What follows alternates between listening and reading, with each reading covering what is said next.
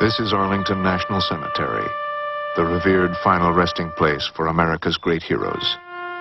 Men and women honored by their nation for their lifetime contributions to the country in war and peace. It is hallowed ground. The marble markers tell a story of America, none more dramatic than that of a man who created history. An icon honored in death for what he did in life. Near the tomb of the unknown soldier stands a memorial that on one side simply reads, Lewis, the Brown Bomber, World Heavyweight Champion, 1937 to 1949. My father's real name is Joe Louis Barrow, and many people didn't realize that. But when he started boxing, he had a very large signature, and when he registered for an amateur bout, he said Joe Louis, and he couldn't get the Barrow on the card. So the fellow there said, just use Louis, it won't matter, it's just a name, just use Joe Louis. In the summer of 1935, James J. Braddock, a 10-to-1 underdog, won a unanimous decision over heavyweight champion Max Baer.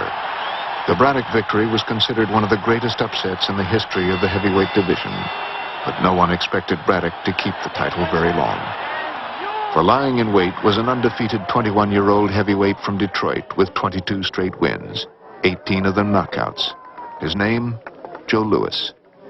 Lewis's most impressive victory, knocking out former heavyweight champion Primo Carnera in the 6th round. The fight world's new sensation, Joe Louis, Detroit Brown Bomber, talks over his astounding knockout of Man Mountain Carnera with dancing champ Bill Robinson and manager Roxburgh. Joe, you promised to knock Carnera out in the 5th round last night. Now, how about it? 5th round slipped by me last night, so I knocked him out in the 6th round because that's the round he said gonna knock me out in. Now, what punch do you use to lick him with? With a left hook and a right cross and then the same punch again. 6 weeks after knocking out Carnera, Louis was in the ring against the most terrified opponent he would ever face. There was a fighter in Miami. His name was King Levinsky. Sold neckties. After. And his sister was his manager. And Jimmy Cannon, the great sports writer, said it's the first time a fighter was ever carried into the ring. He didn't want to fight Louis.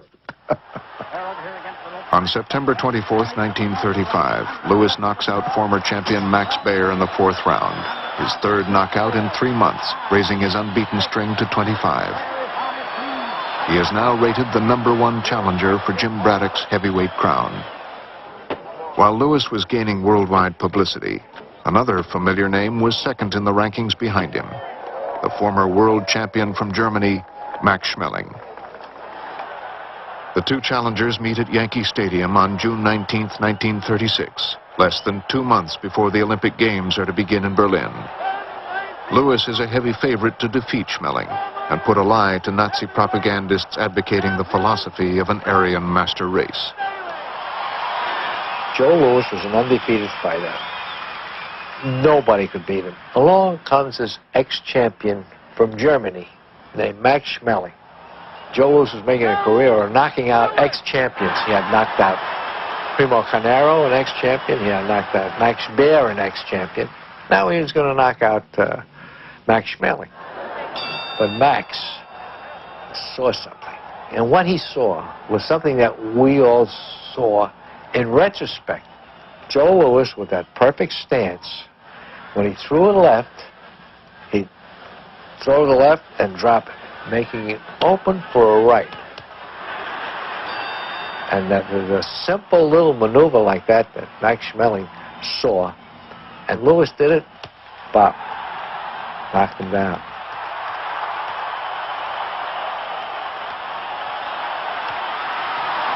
Louis is down for the first time in his professional career. Just before the end of the 5th round, Schmeling lets loose another blockbuster right hand. It lands full on Louis's chin. Louis has to be helped back to his corner. For all intents and purposes, the fight is over. Louis has little remembrance of the ensuing rounds. It is in the 12th round that Schmeling puts an end to it. Louis slowly crumples to the canvas and is counted out. Fighting badly. He is blinking his eyes, shaking his head. The fight is over. Schmeling returns to Germany on the airship Hindenburg. He is mobbed by well-wishers as Nazi propagandists extol Schmeling as an example of Aryan racial supremacy. He was not a Nazi. He was not a member of the Nazi Party. He once told me, yes, he went to dinner with the Fuhrer. He had been asked 4 times, and you did not turn the Fuhrer down 5. Then he added, I once went to dinner with Franklin Roosevelt. That did not make me a Democrat. Back in the United States, Schmeling's victory over Lewis made him the logical contender to meet champion Jim Braddock for the title. Over several months, there were legal battles as to who would be Braddock's opponent. The realities are that Joe Louis wanted a shot at the title, and my mother said that he was absolutely devastated when he lost to Max Schmeling in 1936 because he didn't think he'd get another shot at the title. Rumors began to circulate that if Schmeling defeated Braddock as expected, the heavyweight crown would be held hostage as long as the Hitler regime existed. After a series of legal maneuvers, the Braddock camp came up with a unique proposal. They would sign to fight Lewis with one main condition. Even if Braddock lost, he would receive 10% of Lewis's and his promoters' purses over the next 10-year period. Newspaper writers referred to it as Braddock's lifetime annuity. Well, I'll tell you, I honestly believe that I'll win by a knockout sometime around the 8th round. 1 year and 3 days after being knocked out by Schmeling, Lewis would become the first black heavyweight since Jack Johnson to fight for the title, a span of over 22 years. The 1937 fight between Lewis and Braddock was a major fight in several respects. Joe Louis, a sensation, was challenging, who not incidentally was black. And he carried hopes of people, the black communities. And Braddock was no slouch. He knocked Lewis down in the first round and put up a fairly good fight. In the 8th round, Joe Louis makes history.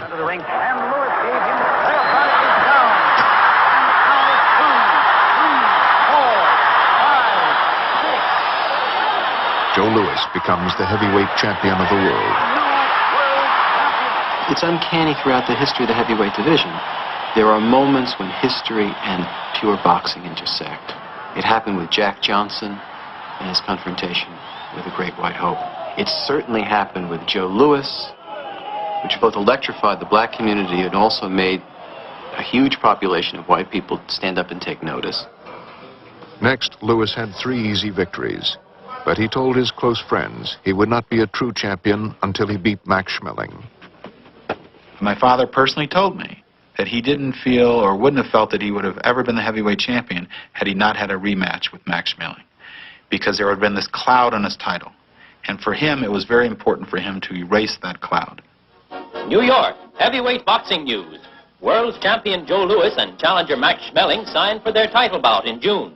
Max KO'd Joe the last time they met.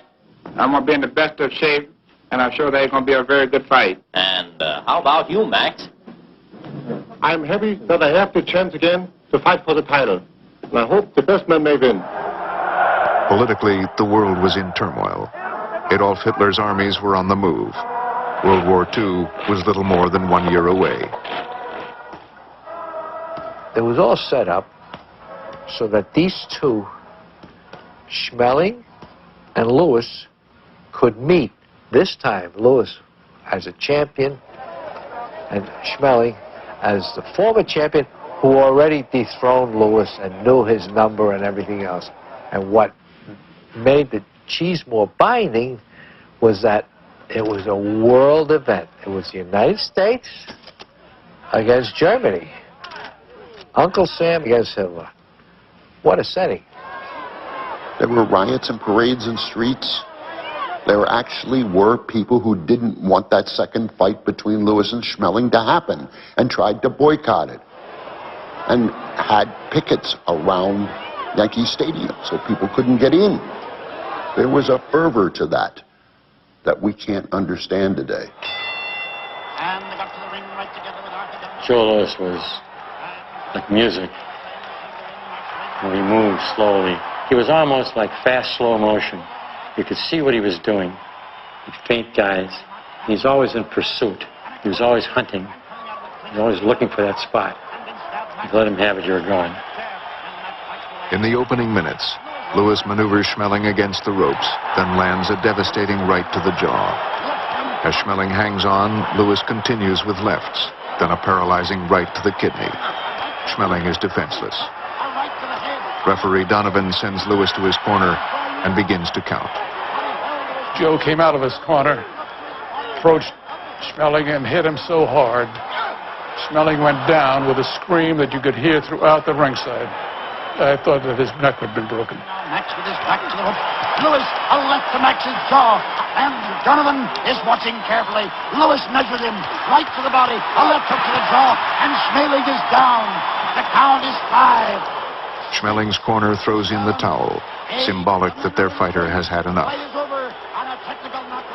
It's the whole country rejoiced. We were all one, blacks and whites together, and celebrating this. That's what made it so good. Jimmy Cannon, who was a major force on the New York scene then as a writer, and a friend of Lewis's, went into his dressing room before the fight and said, "Joe, I picked you in 5 rounds." Lewis, then having his hands wrapped, so his hand was like this, was able to extract the thumb and go 1 round. The time, 2 minutes, 4 seconds. First round, referee stops it, the winner and still champion, Joe Lewis. Lewis took the rest of 1938 off, then easily defended his title twice in early 1939. A little more than a year after winning the title, he faced an unlikely challenger, 2-ton Tony Galento, a short, out-of-shape, wild-swinging bartender from New Jersey.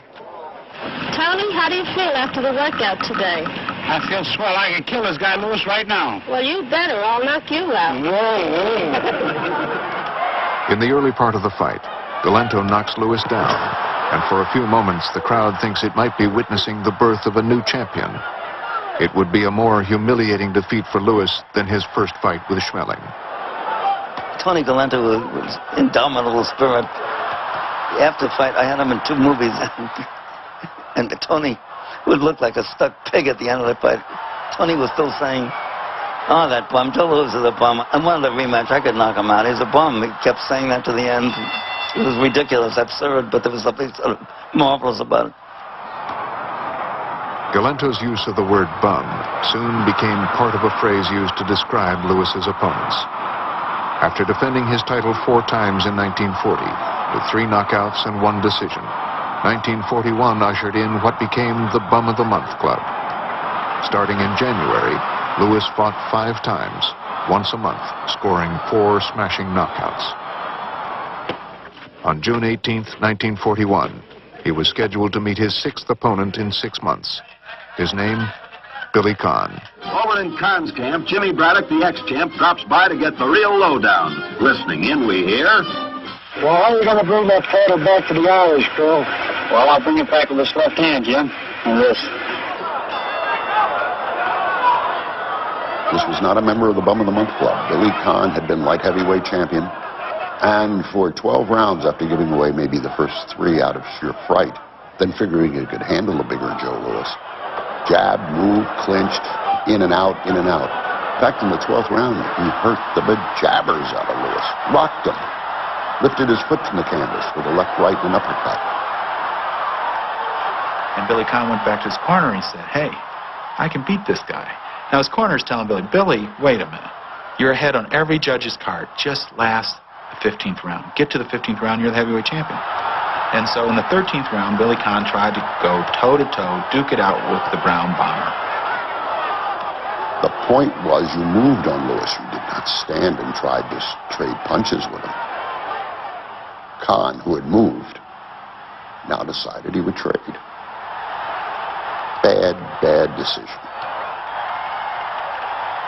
And he understood then and there and forever what the Brown Bomber was all about, because my father knocked him out cold in the 13th round.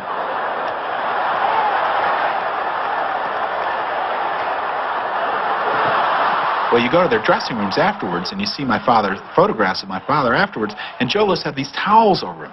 His face was swelled. Billy Conn just beat the devil out of him for 12 rounds. Afterwards, Khan was asked in his dressing room by Jesse Abramson, "Billy, you had to fight. Why did you do what you did in the 13th round?" Khan's answer, "What's the sense of being Irish if you can't be stupid?" Bruiser Kennard made the tackle. We interrupt this broadcast to bring you this important bulletin from the United Press. Here is what has happened. President Roosevelt phoned Secretary Early half an hour ago that the Japanese had attacked Pearl Harbor, the United States naval base on Oahu Island in the Hawaiian Islands. This means that war is underway between Japan and the United States. With war declared, boxing was eager to prove its importance as a home front morale builder. With this in mind, Lewis and his promoter Mike Jacobs came up with a unique idea. They would schedule a return bout with Buddy Bear and donate the entire purse to the Naval Relief Society. This time, Lewis knocks Bear out in the first round. The following day, he enlists in the Army. Joe Louis answers Uncle Sam's call to arms, donating his last purse, $70,000, to Navy Relief. He's now ready for the sergeant. What's your name, Joe? My name is Joe Louis Barrow. Lewis was now beloved nationally for his generosity, humility, and patriotism. We're going to do our part, and we will win because we are on God's side. Thank you. Lewis's contributions to Navy and Army relief charities totaled more than $100,000, more than $1 million by today's standards. But the generosity had unknown pitfalls for Lewis. He was unaware that his donations to charity were considered taxable personal income. All efforts to schedule a return bout with Khan were turned down by the War Department, but it did not keep Lewis out of the ring. The Army sent him around the world, giving exhibitions wherever the troops were stationed.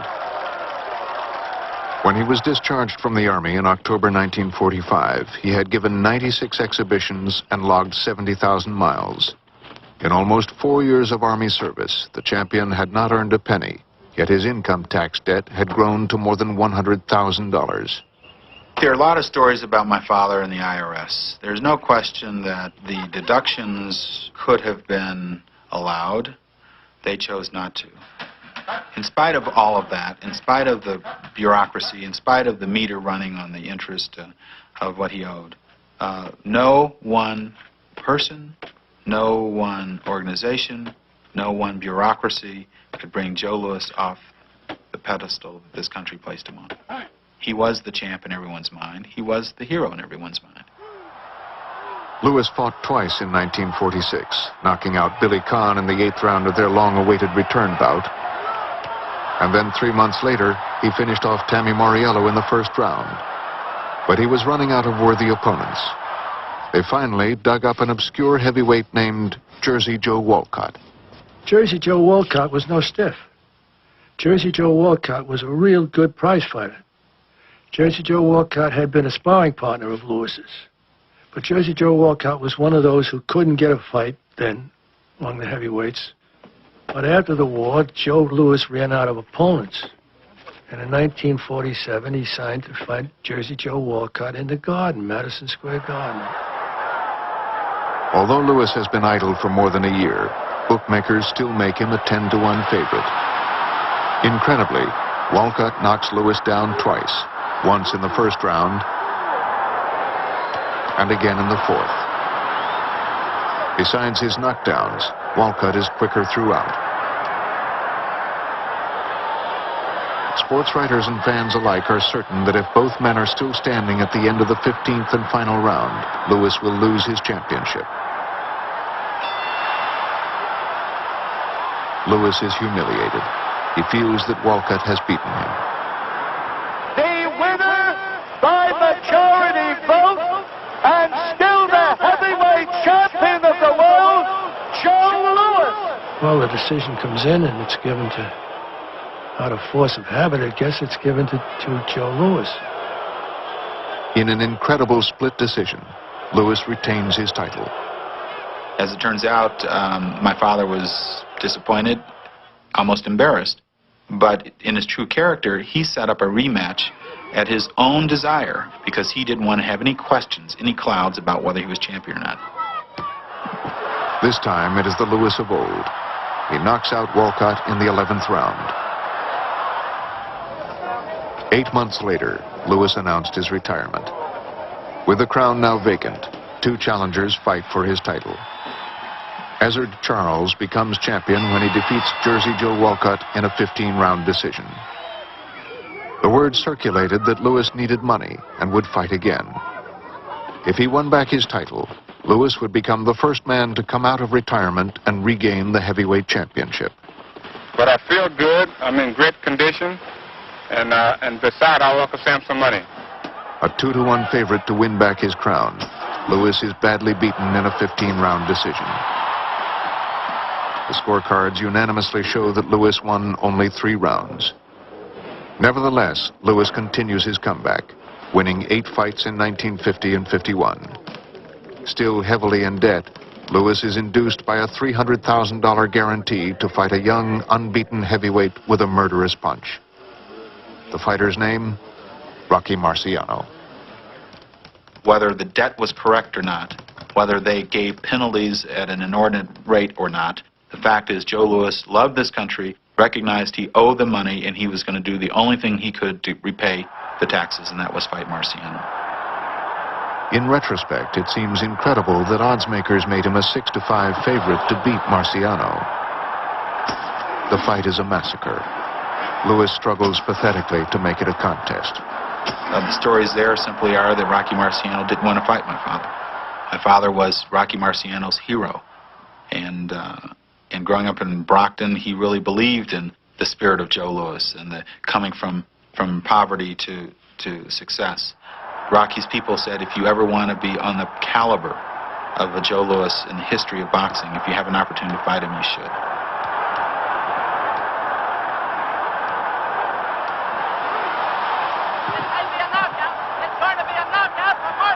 I think the saddest and the most teary-eyed sight was watching Joe Louis lying outside the bottom rope in Madison Square Garden after he'd been knocked out by Rocky Marciano. At the end of the fight, the stories were that Rocky Marciano came into my father's dressing room to apologize and he had tears in his eyes. And my father consoled him and said, Rocky, the best man won. It's okay. At age 37, Lewis again retired. But the IRS was still hounding him. Against the advice of his friends and family, he became a professional wrestler. He then started taking high-powered drugs and began having hallucinations that people were out to kill him. His job as a greeter in a Las Vegas hotel brought criticism from many in the press. My father loved Las Vegas. It was because of Las Vegas that he felt a sense of worth himself. He created wonderful friendships with Frank Sinatra and Berry Gordy and others through Las Vegas. The fight game grew under my father's realm in Las Vegas, and so he was happy there. On April 12, 1981, Joe Louis suffered a severe heart attack and died, just 1 month short of his 67th birthday. Celebrities from all over the world flew to Las Vegas for his funeral service. I love what he was, and I love what he is. A statue of our times, an example for men of all ages and all colors. He is now and will always be the champ of my prayers. God bless you, Joe. The fight's over, and you walked out of the ring with dignity and decency. A few days later, he was buried in Arlington National Cemetery, the final resting place for heroes. And that is the way it should be. For Joe Louis was an American worthy.